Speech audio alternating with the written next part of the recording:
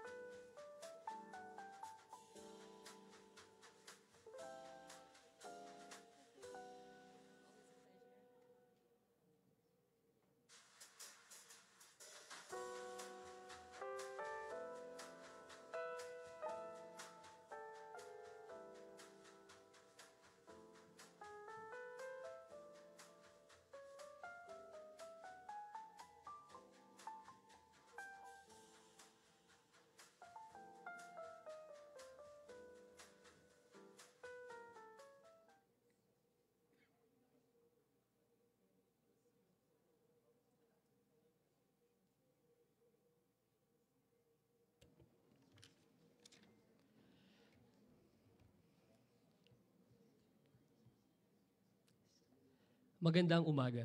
Welcome to the Foreign Service Institute's Mabini Dialogue on Mainstreaming Blue Economy in the Philippines, Challenges and Ways Forward. We're very happy to have with us today one of the country's most eminent marine scientists. Let me introduce her briefly. Dr. Rhodora Azanza is a Professor Emeritus of the Marine Science Institute, University of the Philippines, Diliman, and a former President and Academician from the National Academy of Science and Technology. Dr. Azanza is internationally recognized for her outstanding and relevant research, publication, and extension services in marine science. She has extended her expertise to the university in various positions, including being the first woman dean of the College of Science from 1999 to 2006. She is also the country representative to the ASEAN Working Committee on the Blue Economy. Dr. Azanza was concurrently the Vice Chairman of UNESCO Intergovernmental Oceanographic Commission panel on harmful algal blooms and the project leader of IOC's Harmful Algal Blooms in Southeast Asia portal. She coordinated the ASEAN Red Tide Network, the first regional network of its kind, for more than 10 years. She was also the chairperson of the ASEAN Subcommittee on Marine Science and Technology, of the Committee on Science, Technology and Innovation.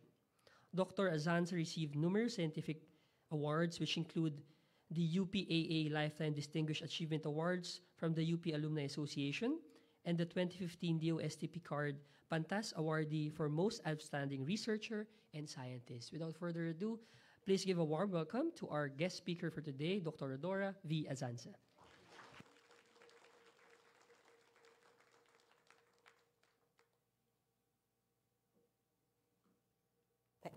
Thank you very much.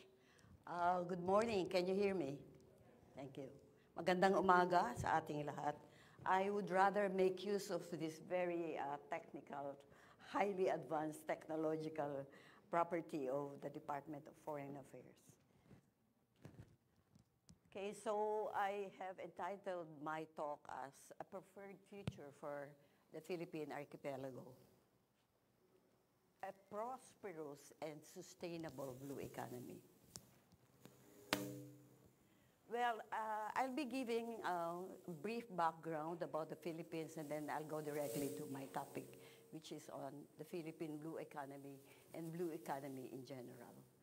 So we very well know, at least most of us here, that the Philippines is more marine, more water than land. It's about 70% to 80% water and only 20% land in terms of territory. And we are at the center of marine biodiversity, which we call now as the Coral Triangle. So this is from the Bureau of Fisheries and Aquatic Resources, showing you the extent of the property in terms of territory that can be used for the blue economy. Sorry. The mainland, the municipal waters, the territorial waters, the EEZ, and partly we can make use of the high seas, of course. Well, we have this publication, and I think one co-author of mine is around, and we published this in 2017. This is the first estimate of how much we have in terms of what we can use aligned with the blue economy. Well, I'd like to point out that the people in the Philippines are mostly coastal. 60% of the people are coastal. And this is the estimate in peso of how much we have in terms of the potential, which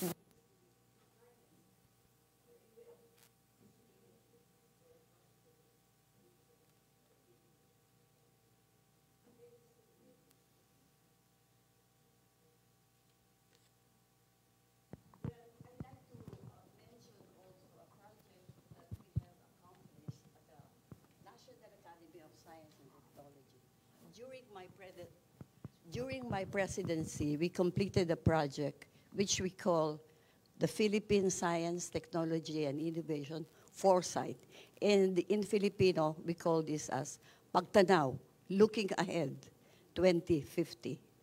And we, by the way, people from the OST, the PICARD especially monitor the project.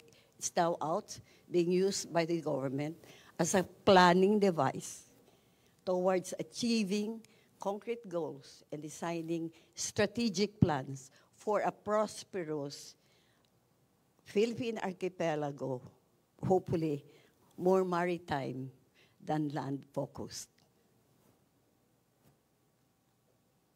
So let me give you a brief background why we did this. We're moving ahead into the future. The challenges are old and new.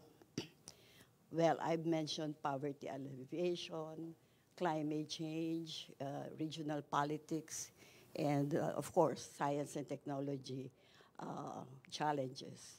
The population is growing. And we need a science-based, knowledge-based, interdisciplinary, transdisciplinary systems, which are very fundamental to address complex and interrelated concerns. So we provided 12 key strategic areas, key operational strategic areas. I'd like to point out that there are overarching key operational areas, and one of them is the blue economy strategy. So the vision is to move towards a prosperous and sustainable maritime archipelagic nation. So I'd like to remind ourselves that the economy involves everyone because it refers to production and consumption of goods and services. So practically all of us are involved. So if we talk about blue economy, which should be a very important part of our economy, everyone should be involved. All the sectors should be involved. Well, this is a definition based on the Changwon Declaration. And there are two important components of blue economy. The bedrock of a blue economy is a sustainable marine resource or marine environment.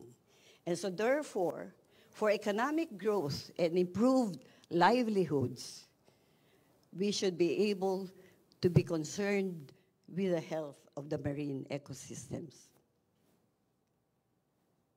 So it's a paradigm being used by our neighbors very well. I would not like to mention names of the neighbors, but it would be towards the attainment of sustainability, considering the three pillars of sustainability: economic, social, and environmental, and concerned not only with SDG 14, but practically all the SDGs.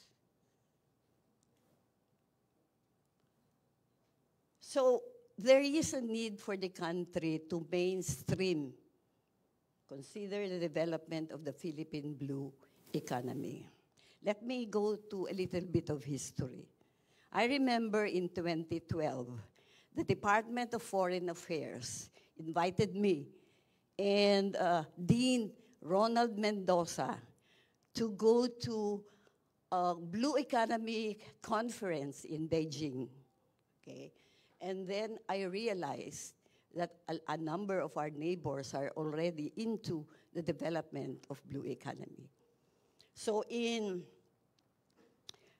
2014, the Department of Foreign Affairs, I don't know whether I got the year correct, called for an interagency meeting on the blue economy.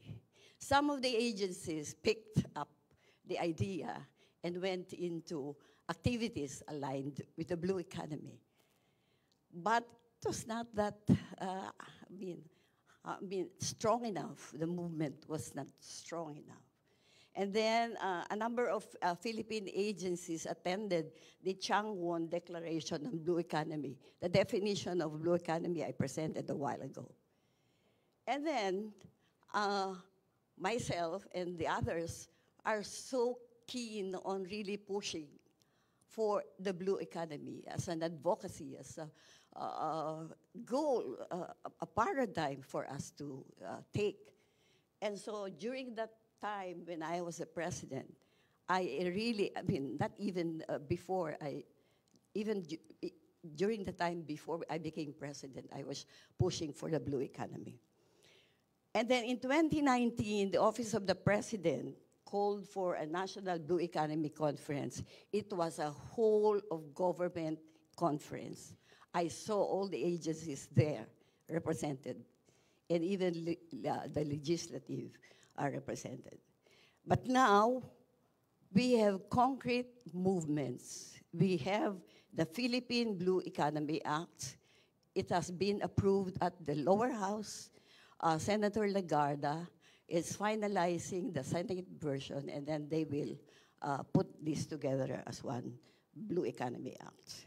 And then, as head of the Committee on Marine Science, Subcommittee on Marine Science and Technology of the ASEAN, I was also lucky that we considered the ASEAN roadmap for the regional blue economy. Now, this is a presentation that I did with the Director Laura David of the Marine Science Institute of UP. This is just to show you the present state of the Philippine blue economy. The data is, I think, 2015, 2017, but I think it's more or less, there's not much difference up to now. So take note that blue tourism actually is the biggest earner. Okay? The coast, the marine area is the biggest earner for the blue economy of the Philippines. Blue tourism, about 25%. And then fisheries and aquaculture, only 20%. And then manufacturing, 19%. Ports and shipping, 12%. And all the others, very small. So the others are being developed now. Like the Department of Energy is looking into possibility of getting energy from the marine resources, the environment.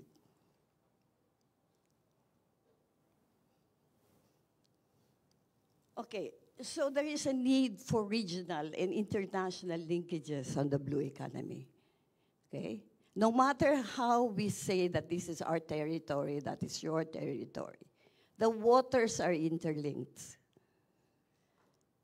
This is a vital component of a national framework and even a regional framework for the blue economy. How the different countries and even the different islands in the nation would cooperate for the prosperous and sustainable blue economy. The seas and the maritime domains are interconnected and linked. We're talking about maritime lanes and so on and so forth. So actually interconnecting nations, islands. ASEAN member states are in the process of completing the regional framework, the roadmap. And we started it at the level which I headed, the Subcommittee on Marine Science and Technology. So collaboration with international partners are being discussed. Like India has a proposal for an ASEAN-India partnership on the blue economy. So there were 2 meetings, almost 3, at the ASEAN, and even the Philippine Space Agency was with me in the discussions, and all the other countries also participated. So the subcommittee on marine science and technology, which is called SAMSAT, I headed for almost 2 years, was ready to present this to the ASEAN. So we're now collaborating with the other sections of the ASEAN for a fully developed blue economy framework. So part of this is smart aquaculture, no? The one that we are pushing at the regional level and even at the national level. So the main goal is to develop user-friendly and inexpensive science, technology, and innovation tools and models to achieve sustainable aquaculture. And take note, the social science people would like to consider even social engineering, okay? And this is to involve literacy of the people for them to change behavior and their values to be able to have a sustainable and environment-friendly aquaculture. So marine ecosystems health is also a very important consideration at the region. And we want to look at the long-term data sets. We want to see that projects are really monitoring, doing research on marine ecosystem health. And a global ocean health index the global ocean health index is being reviewed, and there could be some inputs inducing this and maybe some innovation so that the tropical marine ecosystems would be considered. Then this is a dream, and I hope this could be made possible. Indonesia might be leading this, but the Philippines is also a very active partner, the integrated ocean monitoring. So using all available and future technologies and innovation to be able to do this and have common concern for the health of the ocean. So the Philippines offered to have a workshop and expert exchange on water quality and coastal ecosystems mapping and monitoring. So I'm glad that some of the marine scientists are here to take note of this. So I would like to have more time for discussion. That's the reason why I have a brief presentation. So ways forward, these are only some of them. Harness better interagency cooperation, the whole of government approach. We have to have that ease of doing business, not only for foreigners, but also for local people, to be able to really harness the potential and have a prosperous and sustainable Philippine blue economy.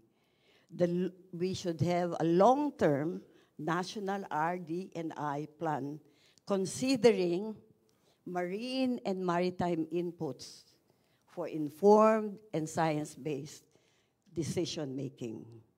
So cooperation and collaboration on the monitoring and management of adjacencies, not only locally, but also with the neighbors. I think Australia has indicated its interest to help us along this line, and Japan has been working with us along this line. Cross-border regional cooperation towards sustainable national and regional marine and blue economy is, of course, in the works. And also in my subcommittee, we will be considering issues and considerations beyond national borders.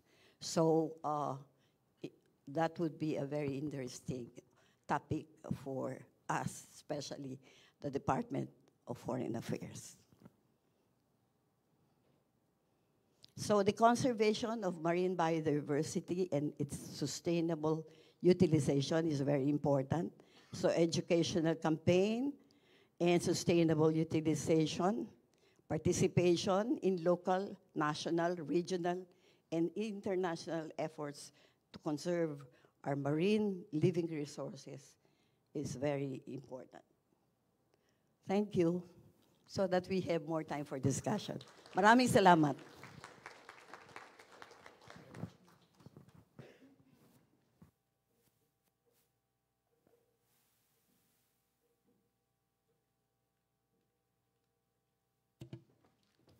Thank you very much, Dr. Azanza, for that comprehensive overview of the status and nature of the blue economy in the Philippines.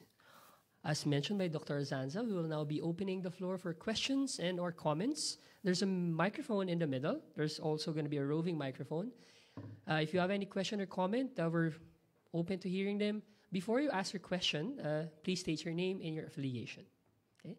Yes, sir. Thank you. Good morning. Thank you very much, Dr.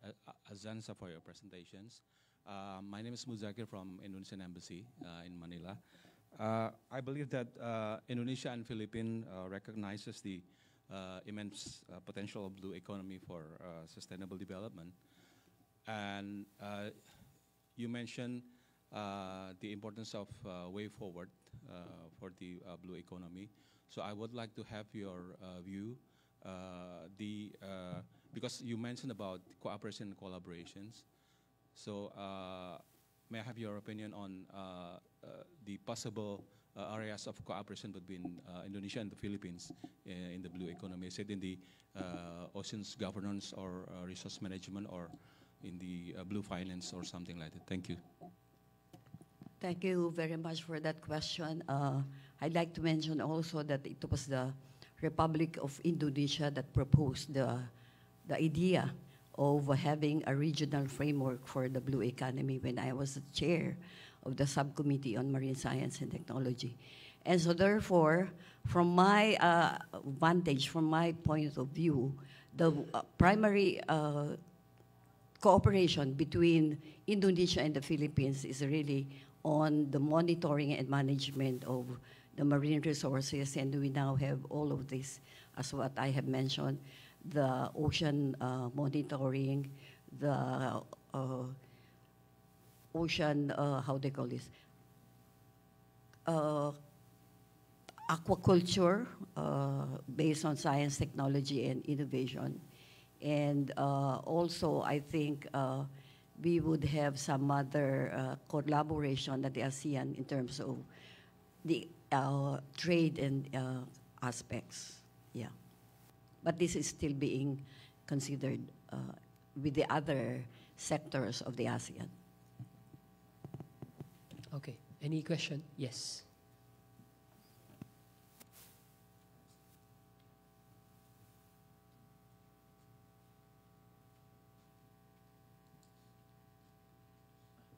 Good morning, Doctor. My name is Jan Emilan Gomez. I'm currently affiliated with the Office of Naval Strategic Studies from the Philippine Navy. This is quite interesting because currently we're conducting a study on maritime clusters in relation to maritime security. And I would like to ask from your experience, what was your experience in collaborating with other foreign partners, especially considering the heightened political tensions right now in the South China Sea?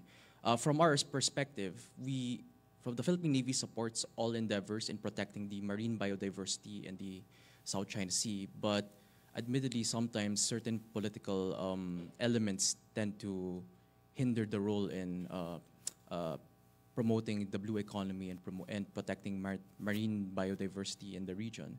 So I would like to ask from your experience, how can the Philippines collaborate with other countries despite these political challenges?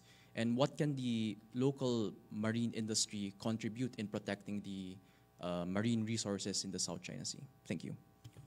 I think your questions are about 2 or 3. Yeah. Okay. Sorry about that.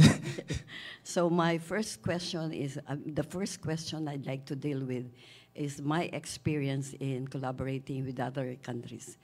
Well, we are academics. I'm a researcher. I'm a scientist. So we deal with science questions and work on the question collectively, cooperating with each other.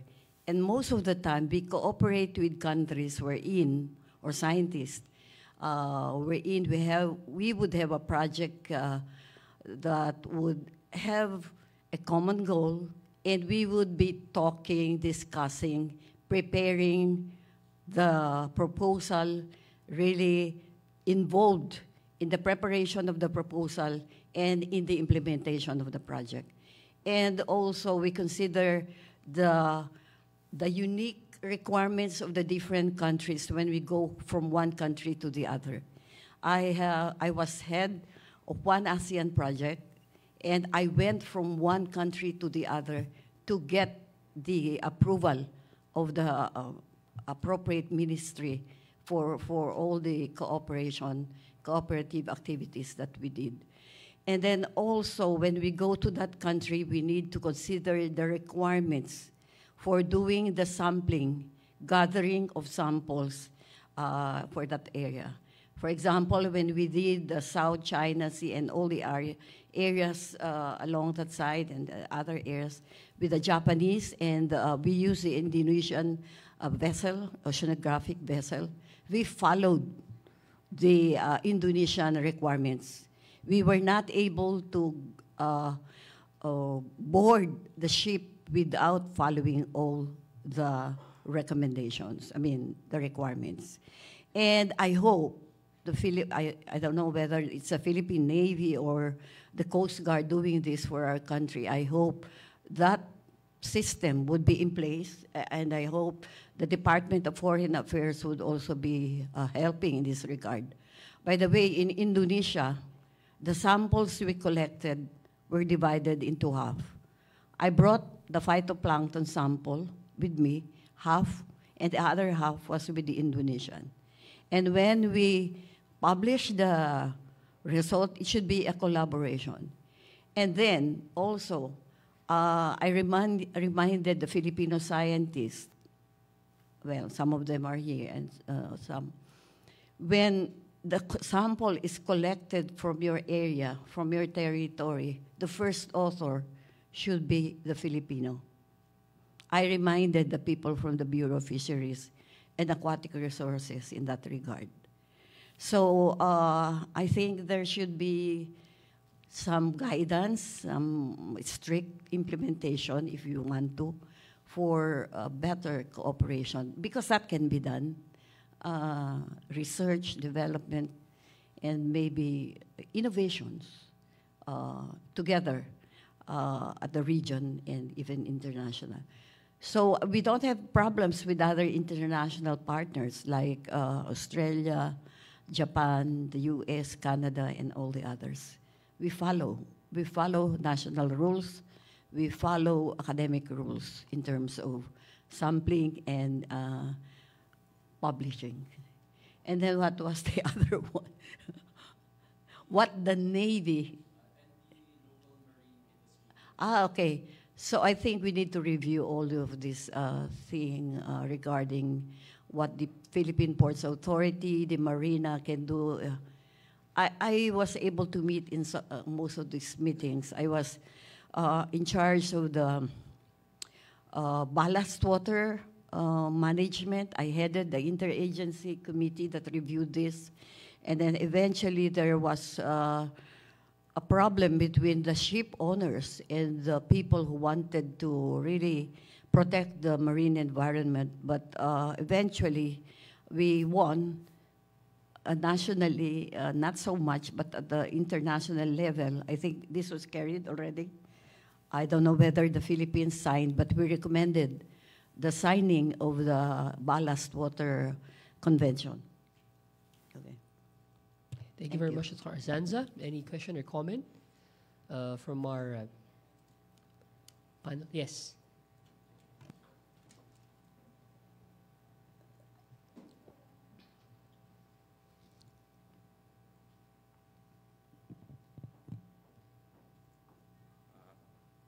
Hello, good morning po, Doctor. I am John Colin Yokinko from Conservation International. So, given these developments in the blue economy, as well as as you discussed, the regional linkages that should be established, what do you think the role of the BBNJ treaty would play in the blue economy, given its current status? So, thank you for the question. The BBNJ, I think, is already floating, about to be approved.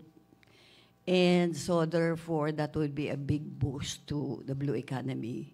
We are at the center, the Philippine blue economy. As I have said, the bedrock of the blue economy is the biodiversity, the marine resources, the marine environment.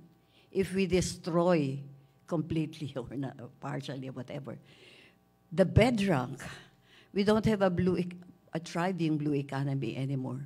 Look, the greatest, how do you call this, income from our blue economy is from our blue tourism. If we destroy all of those beautiful nature that tourists are here for, well, it's not for the tourists alone. We have to take care of this. We have to preserve this.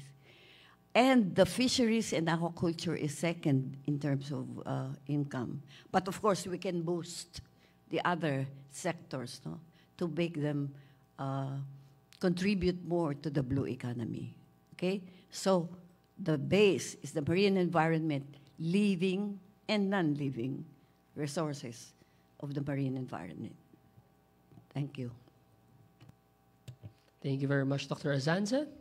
Anyone else from our body? Yes.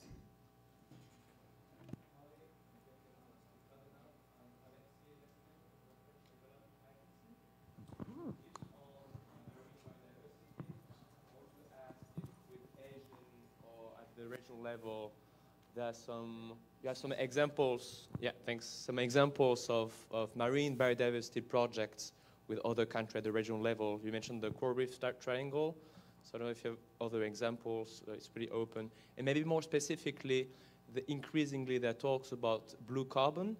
So I don't know if there are any coordination at the regional level about frameworks on blue carbon or something. Thanks. Mentioned two very important ones, but I'd like to mention also that marine protected areas are being done, not only in the Philippines, but in Indonesia and I think Thailand or maybe Vietnam. But we have this proposal at the level of my subcommittee that we can come up with common areas at the region for protection. There are two possible names for this, no? Heritage sites, ASEAN heritage sites, or whatever, or common protected area, whatever. But this is being addressed at the ASEAN level, how we can come up with this, no? Because these are beyond the national borders. So we need to consider these protected, marine protected areas beyond the national borders. Thank you. Thank you very much. Yes.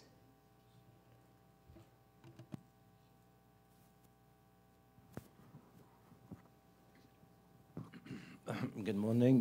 This is Nasser Al-Manouri of Oman Embassy. Thank you, Dr.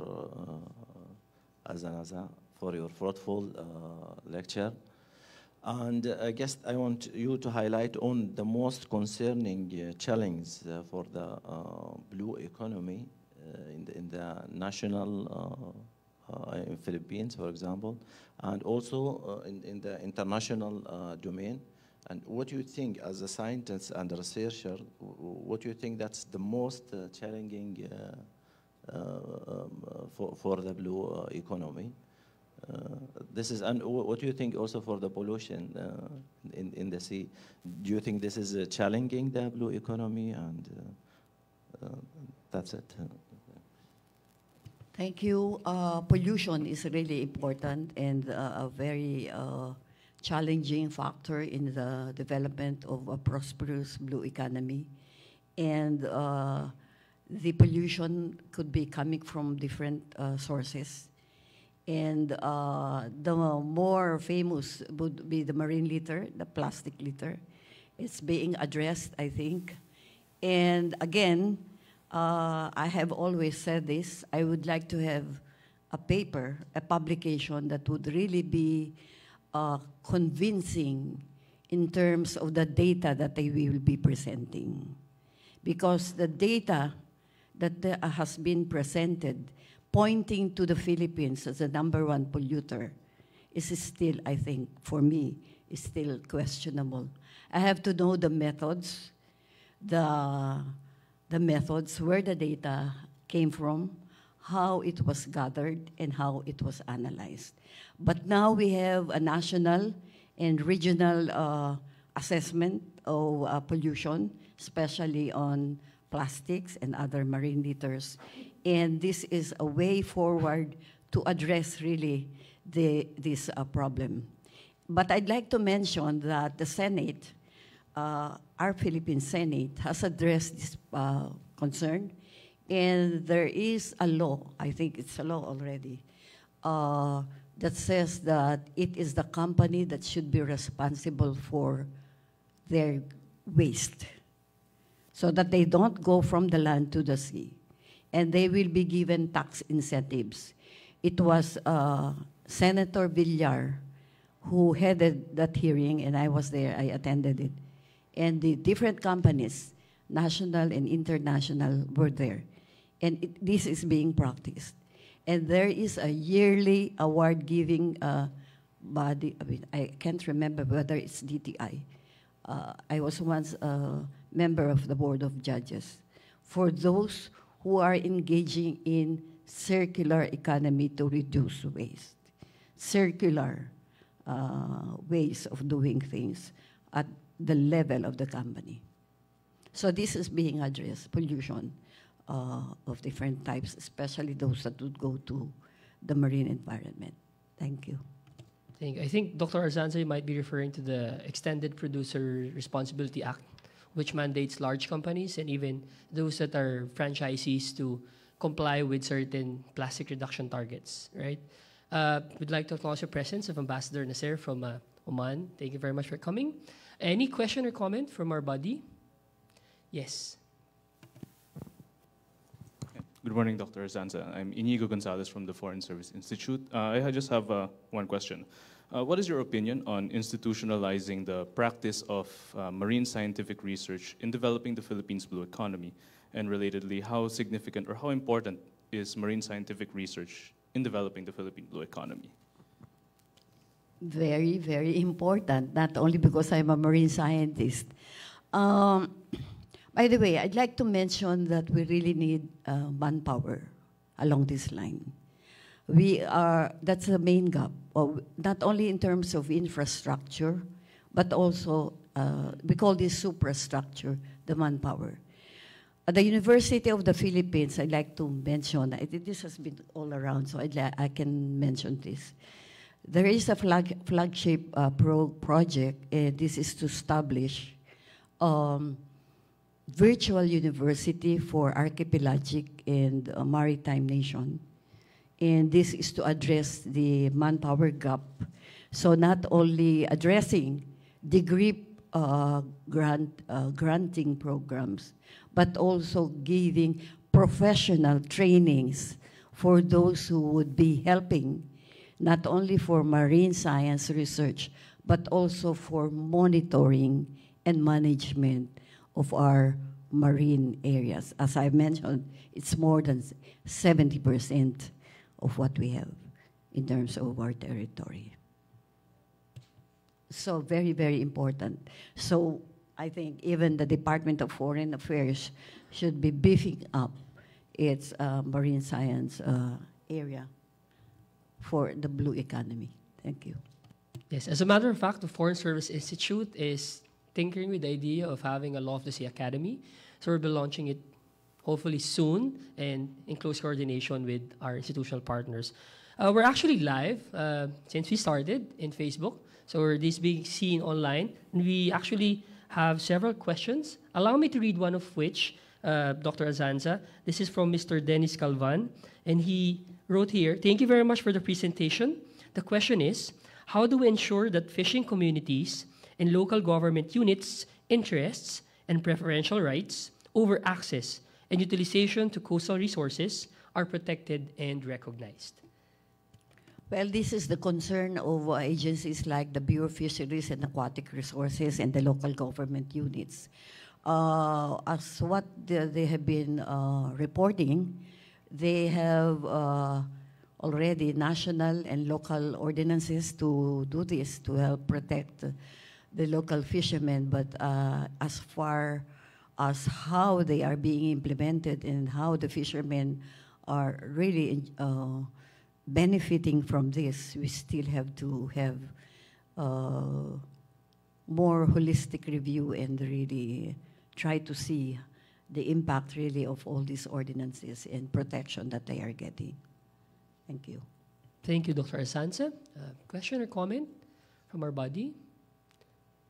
Yes. Yes, thank you, Doctor. I'm Kudo from Japan Embassy. I'd like to ask you about the economical aspect of blue economy.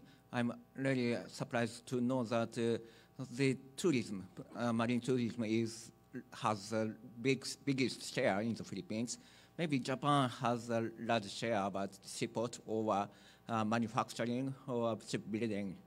So I'd like to ask you about the strengths on the Philippines blue economy and which area will contribute to the future Philippine economical growth. Thank you. Well, I think in the Philippine Blue Economy Act, they will try to support all the possible areas of the blue economy, even including shipbuilding, I think, port development and port management, And of course, the others which are now strong, like tourism, aquaculture, and fisheries, would be given support, but the other areas will be provided the necessary support, because during the last century, or so, the Philippine economy has been focused more on land production, consumption, tools, and services, goods and services on land, but not really giving much attention on our coast, the resources, all types, from the coast to the sea. So I hope with the Philippine Blue Economy Act, this would be given more attention. Yeah. By the way, we have very good collaborators on marine science research and development from Japan. Thank you. Thank you very much. Yes?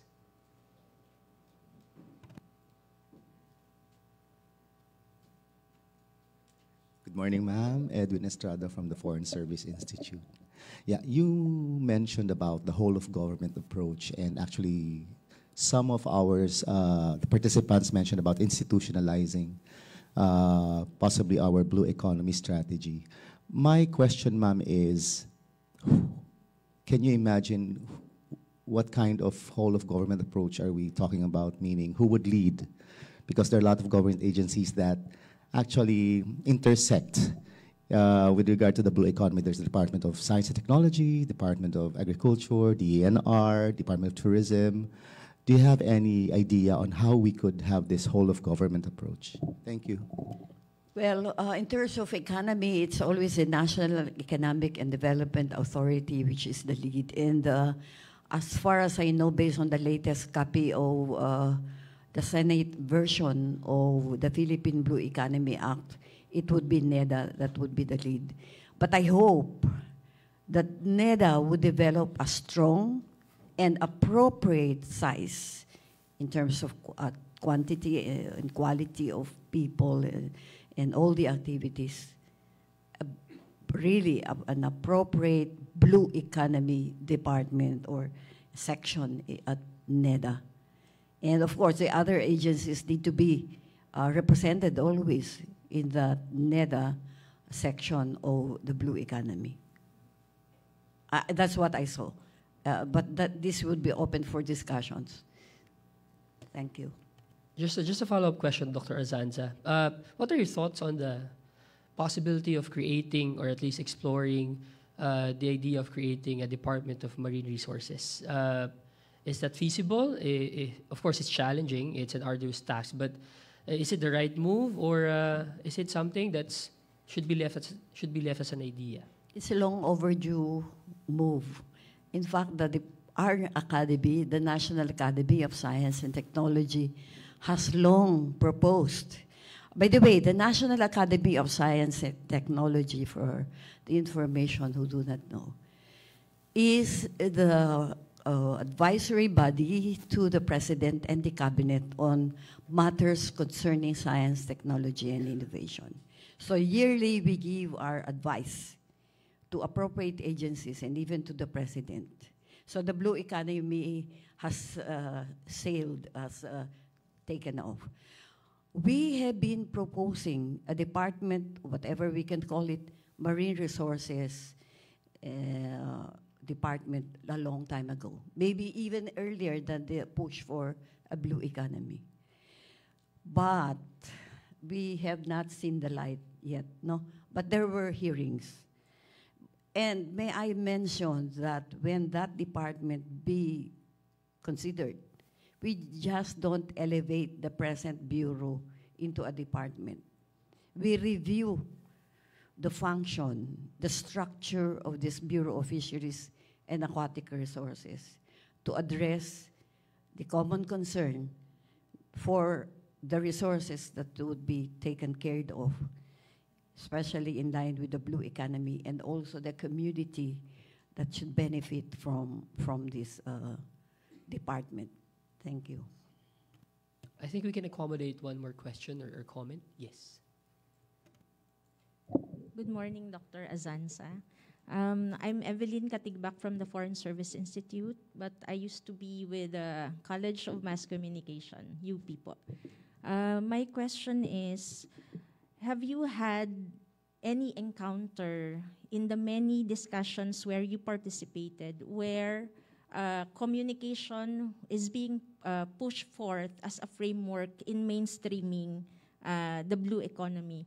On the one hand, there are still literature that recognizes the conceptual fluidity of the blue economy. On the other hand, as you rightly mentioned in your discussion, pushing for policies on the blue economy is relatively recent in the policy forefront.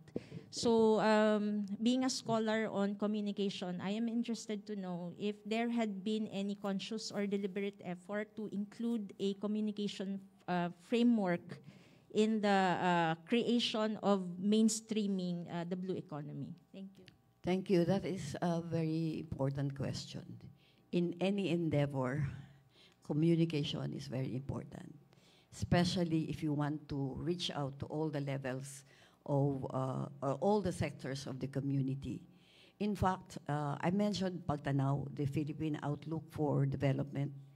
There's a communication framework. We are developing a communication framework because we notice that we have to reach to the level of even those who are just listening to us and in the audience, formal, informal, even those not doing anything at home, listening to the radio and so on. We have to reach them out. And so therefore, we're coming up with a framework, and that would include the blue economy as part of the framework for that outlook that we are doing for the National Academy of Science and Technology. One time, we presented the outlook in the different regions. Of course, I emphasize always the blue economy. And one scientist, I think, mentioned that I would be happy if one day the people at the sari-sari store would be able to talk about what we are discussing now. I mean, at the level that they can understand and understand well. So communication is really very important. So you can do some research on that. Thank you. Thank you very much. One final question to end our open forum. Yes.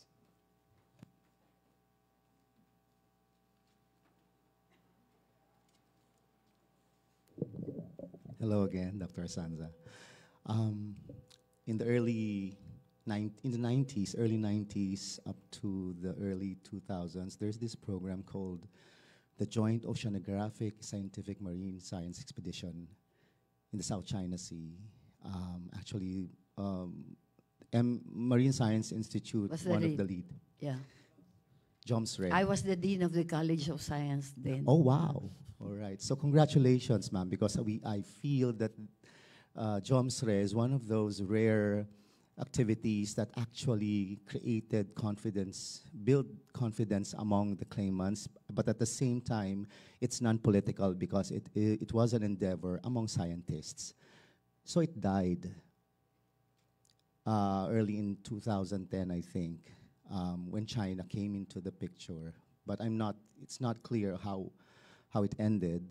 I was wondering if you think it's a good idea to create a similar program because South China Sea is, when we talk about blue economy, we cannot disregard the fact that South China Sea is a big part of it among littoral states in Southeast Asia. So do you think it's a good idea to resurrect this sort of program, or is it feasible?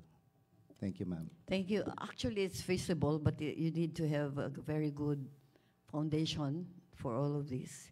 Not only, how do you call this, trust and confidence among the participants. And JOMSRE 1 had a JOMSRE 2, okay?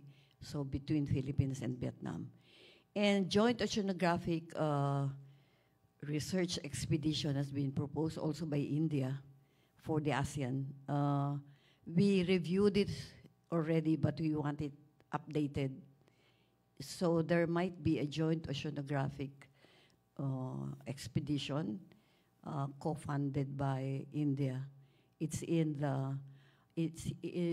the subcommittee on marine science and technology, our committee of the Committee of Science and Technology. So we can consider this. So we have to be active participants, not only in the actual expedition, but in the planning of the expedition. And the results of the expedition, how they will be managed and considered by all the people involved in the expedition. Okay, there were many expeditions abroad, in earlier times, and we saw the results, no? In good publications benefiting not only one country, but the entire world. Thank you. Thank you very much, Dr. Azanza. Unfortunately, that's all the time we have for our open forum. If you have any question, comment, or clarification, you may directly address them to Dr. Azanza, or will be willing to help you in doing that. Let's now proceed to the awarding of Certificate of Appreciation, and may I invite Executive Director of FSI, Dr. Stephanie Beatriz Valera, and Dr. Azanza to please accept the Certificate of Appreciation. Let me just read briefly the citation. The Foreign Service Institute, Department of Foreign Affairs, awards this Certificate of Appreciation to Dr. Rhodora V. Azanza for her invaluable service as speaker at the Mabini Dialogue Series, Mainstreaming Blue Economy in the Philippines, Challenges and Ways Forward, given this 31st day of January 2024 at the Foreign Service Institute, Pasay City, Philippines, signed by Assistant Secretary Francisco Noel R. Fernandez III. Round of applause, please. Thank you.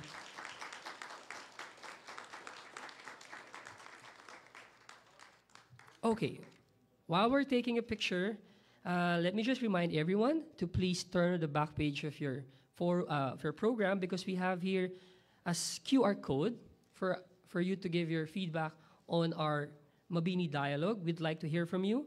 For our future events and announcements, you can follow us on our socials, FSI Philippines in Facebook, LinkedIn, and Threads. You may also visit our website, www.fsi.gov.ph. And with that, let me conclude our Mabini Dialogue. We'd like to thank everyone for coming today. We hope to see you in our future events, and refreshments are served outside. Maraming salamat po. Thank you very much.